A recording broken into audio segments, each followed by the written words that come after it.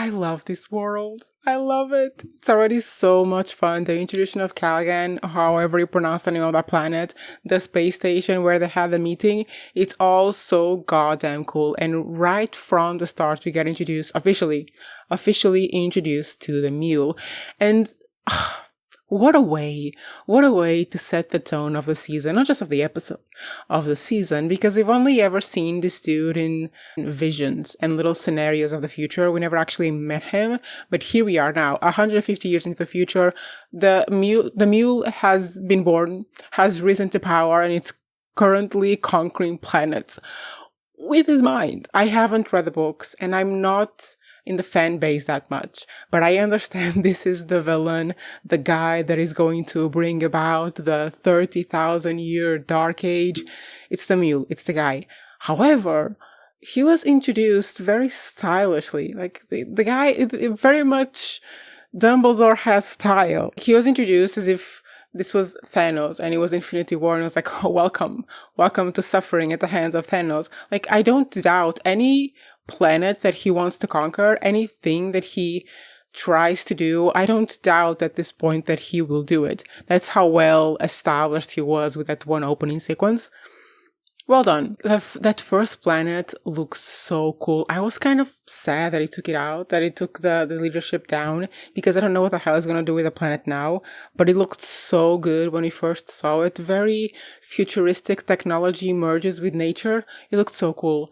But the whole time when I was watching this episode, I was thinking about this idea that this entire freaking thing, the entire thing about the Foundation, the reason they exist to stop this 30,000 year dark age, is not even to stop it from happening. It's just to shorten it to about 1,000 years. This idea that humanity has no choice but to go through dark periods and to face oppression and aggression, and a person who decimates their country simply because he wants power. Like the idea that regardless of where they are, of how advanced in the future they are, humanity will always go through these periods of darkness is so goddamn scary when I'm living in a country that is literally falling back into fascism. Like, I understand, okay, Foundation, I understand there need to be periods of darkness. I don't want to live through one. And that's what I spent the whole time thinking this episode is, like, can you imagine just you being born in that thousand, like the humanity has thousands and thousands and tens of thousands of years of existence, and you were born in the 1,000 year of the dark period, of the darkest period. The other thing I kept thinking about was the logic of the whole thing. Because if the Mule is one of these people who has a lot of power, and he is an outlier in the statistics of psychohistory, or however the hell that's called, I don't remember. If he's an outlier, if he's so powerful because he can bend the future, because he is unpredictable, or whatever the hell it is, isn't it possible that he can also not be the thing that causes the dark age? Is it possible that the model that Harry created is wrong regarding to the person who brings about the dark? Like, is it possible that all these goddamn shenanigans trying to stop this dark age from lasting 30,000 years are actually the reason the dark age lasts 30,000 years? Is it possible? Because when we get to it, and I will talk about it, when Demerzel was having that conversation with the lady, I was thinking, is it like you want to protect, because it's her programming, you want to protect the Cleons so much, you find absolutely zero meaning outside of the Empire? Is it you trying to protect them to like ridiculous extents? Is it you who is going to cause their fall, like their extinction? Like, I will get to it, to their conversation and everything they said, but this is the thing. And I know it's stupid to kind of theorize this because the books are written. The book fans already know that what I'm saying is probably stupid, but this is what I'm thinking. Like, is it one of those things where you're trying so hard to stop something from happening is what makes it happen? And also, who is the Mule? Do we know anything about this? I don't remember in the previous seasons this being discussed. Like, the only mention that we get to his parents is a joke that they thought he was stubborn or whatever.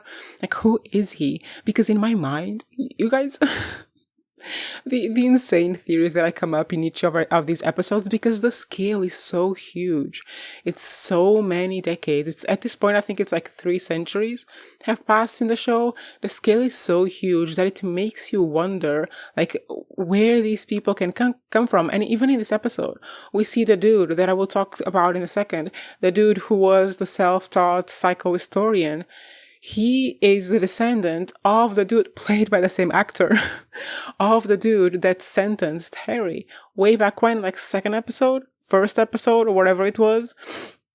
So the scale is so huge. You kind of wonder that if some of these main characters that we're meeting now, including the Mule, could come of people we met before. And I'm thinking, guys, I know this is, but I was thinking, could this little mule idiot have come from those 2 escaped dudes? Not dudes, a dude and a dudette.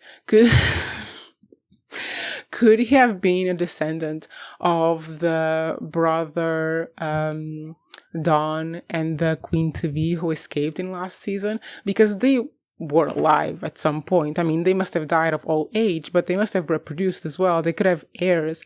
Could the Mule be descended from them? This is what I was thinking the whole time. Like, the Mule needs to come from a significant place, from like a significant family to the story. It can't just be a random person out of nowhere that is going to destroy the goddamn galaxy.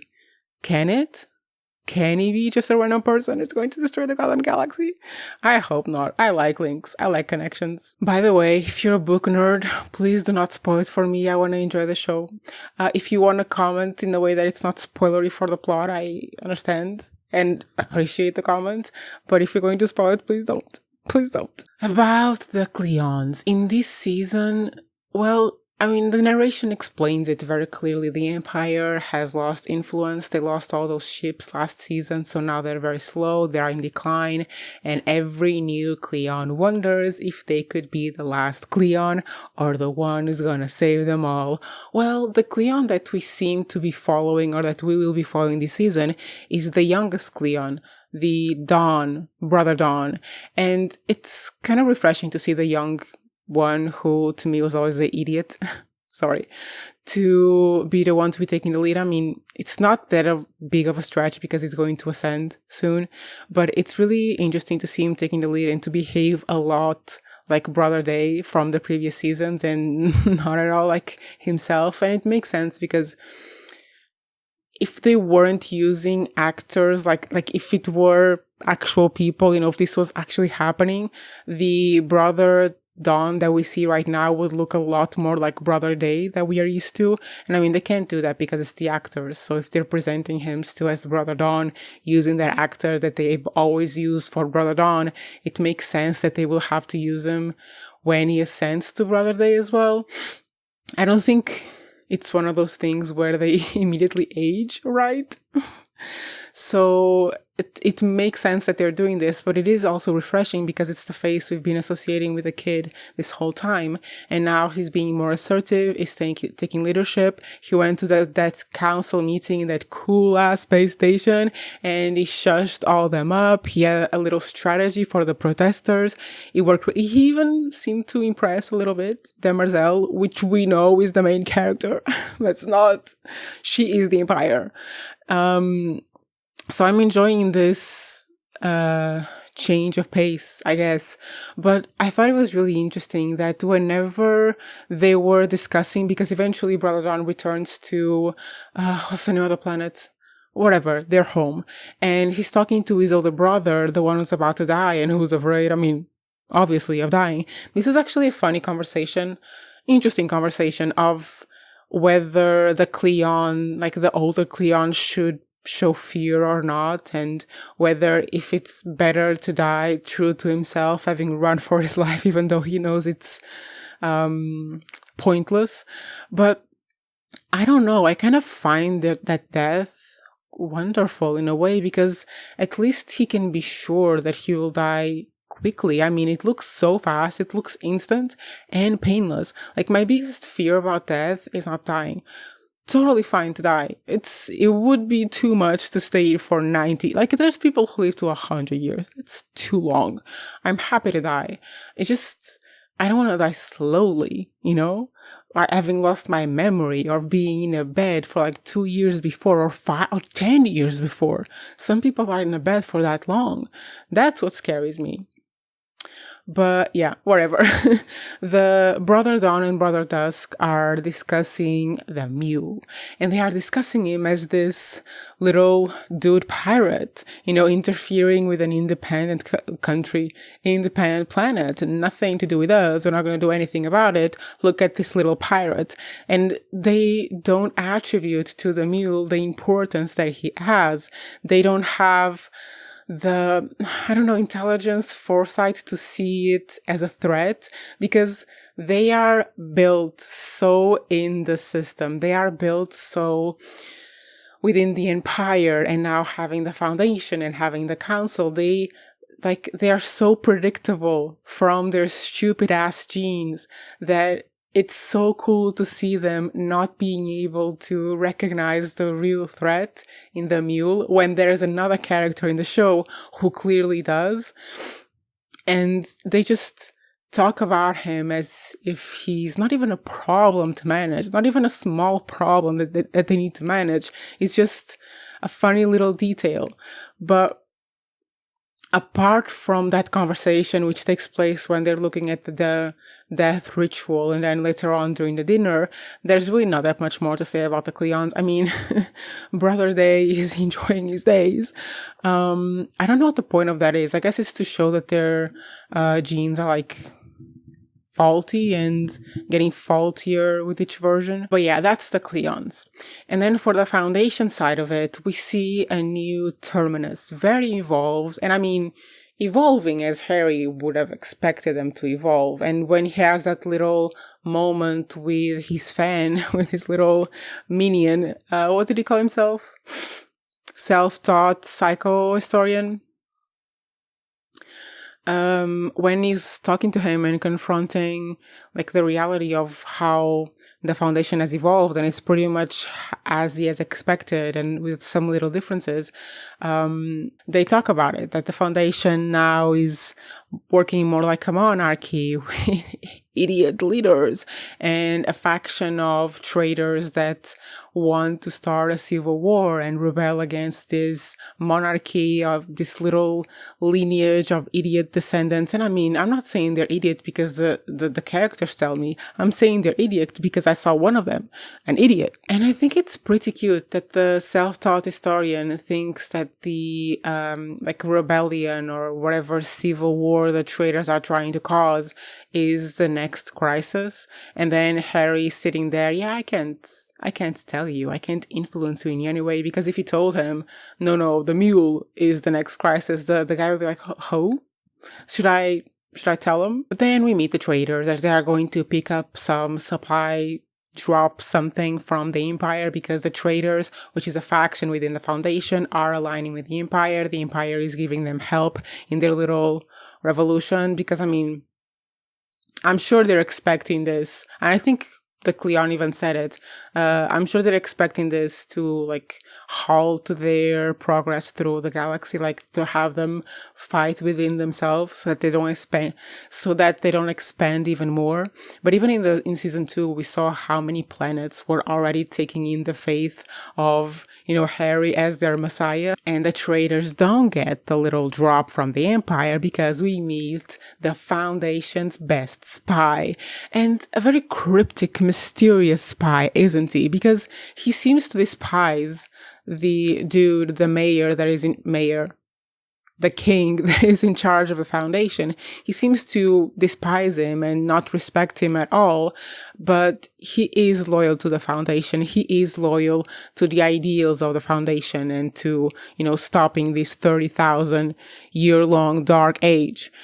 But then there's this little mysterious bit when the girl is the woman is hitting on him. Let's fix our burns together. And there's a little thing where he says, my loyalties are elsewhere. And I mean, when I first watched it, I thought, oh, it means the Foundation. He's locked in. What is, oh my God, what was the Justin Bieber meme? I'm staying on business. He is staying on business. But no, it has to be another person, right? That little pendant has to be his commitment to another person. Who is it? Tell me the drama.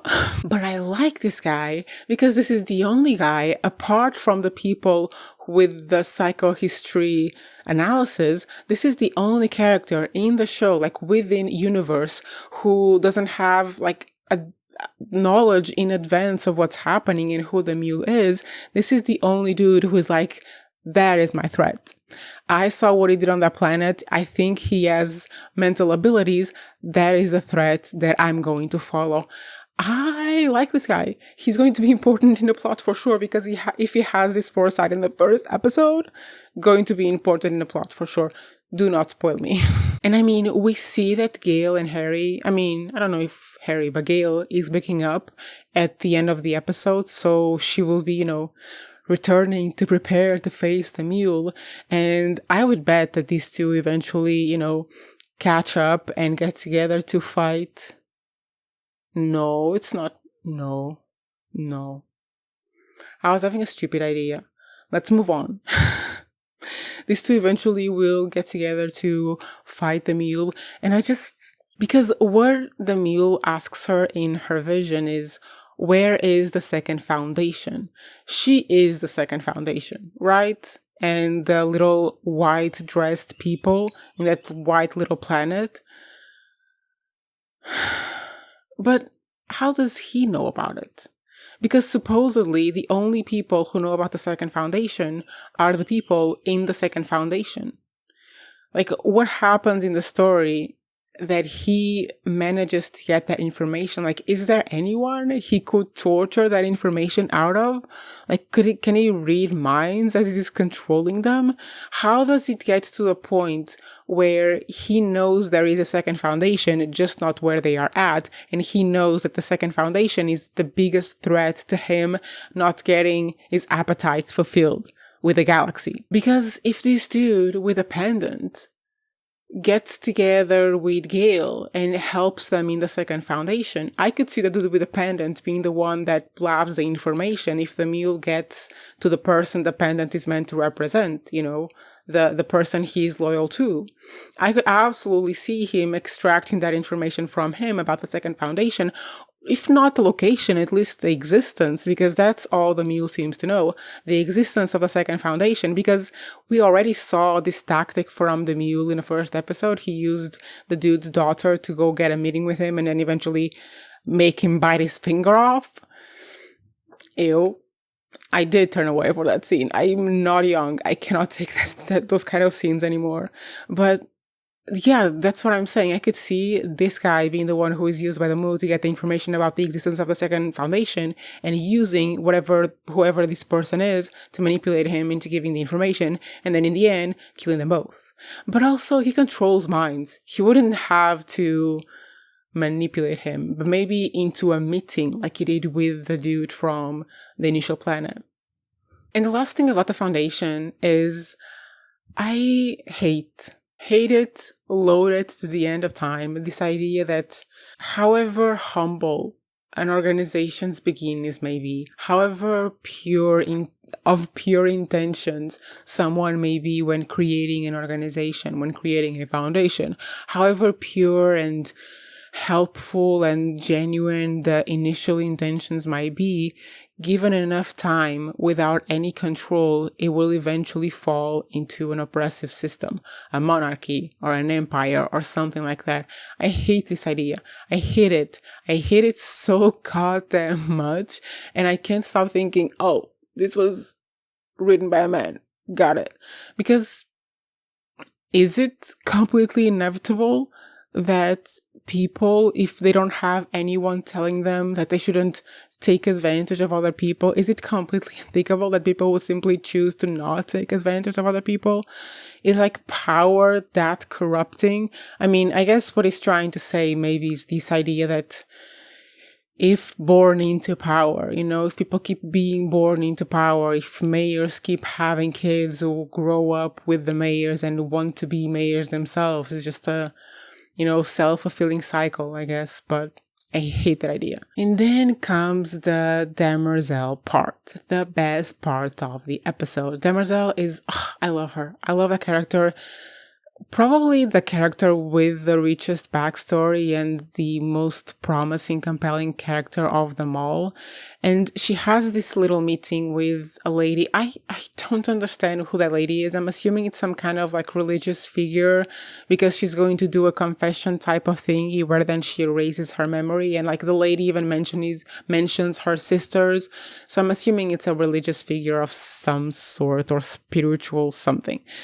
And she confesses everything to her and tells her everything about her being a robot.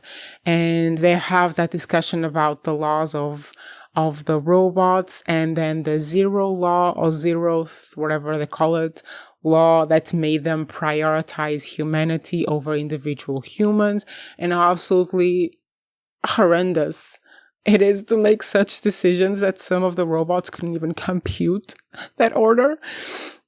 And then she talks about the last, order that she got, the last programming bit, which is that she, was to leave for the Cleons. And even now, knowing about their impending doom, their destruction, she still feels completely like not in love, but she still loves them and feels completely loyal to them and doesn't see a life for herself without them. And her question is, who is she? And this is maybe why she's consulting a spiritual leader. Who is she without the Empire? And how is she going to live the rest of her long, long life if Empire falls? And then there's that question of, okay, then why did Harry give this to you? And she basically implies that it seems a lot more real when you have it in your hands, that he might have given that to her to, make her truly believe, show her, like physically, like visually in front of her, that this was going to happen. But still, it doesn't reveal his real motive, because if he's trying to get her to be extra motivated to protect them, I don't think he would need that. I mean, it's in her programming. Of course, she's going to do everything to protect them and like keep them alive, because she would have to go as far as sacrificing herself, right? She can protect herself, but not if that means harming a human. So if there's ever a confrontation between the Mule and the Empire, she would sacrifice herself for them. But logically, if her programming is to defend them, wouldn't she know that if she sacrificed herself for them, then they would also die afterwards? So it would have to be a kind of sacrifice where she would take herself out in the same time as she would take the Mule out. And I know what you're asking. Why are you theorizing this? Read the books. The answers are there. No, I'm going to theorize because I was thinking it has to be about matching power. Not just, surely there has to be some strategy and thinking and whatever. That's what Harry is doing and has been doing, trying to prepare for it. But it has to come down to a certain extent to power. And with the visions we've seen from Gale, she can't compete where she doesn't compare. Like, he has clearly more power than she does. Or, I don't know, maybe the vision is misleading and she's pretending and there's a strategy behind it. I don't know. But wouldn't it be possible that Demerzel would match the Mule's power, because he can, control other people's minds and make them do stuff, but she's a robot. Could he influence her as well? No, right? Couldn't she be a match for him? If the Empire perishes, if the Empire dies before she ever gets to confront the Mule, would she then be free to make her own decisions? After there's no Cleons anymore, after, I don't know, maybe the planets of the Empire under the Empire rule are decimated or whatever, would she then be free? Or would she be completely paralyzed, not knowing what to do next? I guess this is what she wants to know. But I want to think that she would be free, that she would be able to have that instinct, that feeling of, what do I want to do? And then there's also the question, does she have a will of her own? Does she? Because she fought in the War of the Robots. But that all came from the instructions, the programming given to them by the humans. It's after they had the little humanity cause, for the greater good cause in their brains, that they started to wonder this, and they created the war between them, and then one of them killed one of the Cleons or whatever the hell it was, and they all died. But has she ever had any motivation, any will, any desire outside of her programming? Because maybe this is why she's so completely unsure of what's going to happen when they are gone, because in her whole life, since she was created and programmed, she has never actually had one single thought. She's never done one single action that was for her. It was everything always was about the programming. And even if we go beyond the Cleons, because at the end of the episode, they are discussing the possibility of extinction of the human race. So even if we go beyond the Cleons, all her other programming was always about humans, about protecting humans, about doing the orders of humans. If all the humans on the galaxy are extinct, what is she for? Sorry, there's a fly. Okay, she left. What is she for? What is she for? I mean, is there an answer? Could she find out? Would her programming even allow her to arrive at an answer of who she is and what she wants and who she can be without, the people that give her programming sense? Is that possible? Because if the Cleons die and the Empire dies, then what does she fight for? She fights for humanity. But if humanity goes extinct with whatever shenanigans the Mule is planning, is she alone on the galaxy? I love this world. It gives me a brain twist every time. But you know what? I'll end my little review with this. When she was talking to that little religious spiritual lady, whoever she was, and she was explaining about her whole history with, the programming and the laws and the war and whatever and the golden apple. And she told the lady, it was so hard to fight for humanity because humanity always seems to want to go extinct. And my question with this show and other shows that address this issue is, do we deserve to be alive anymore? Do we deserve? Because I was talking about this with something else. I don't remember what it was. About, fighting for survival and how far you would go to fight for your own survival. If you would go as far as to not even want to live anymore. And if the real point is whether we, what we can do, how far should we go to survive, or whether the point really is if we deserve to survive. Whatever extinction event is coming for us, because it is coming for us. Anyway, there was my review of Foudantion. I have not read the books. I've watched the TV show once. I binged it, a year ago maybe.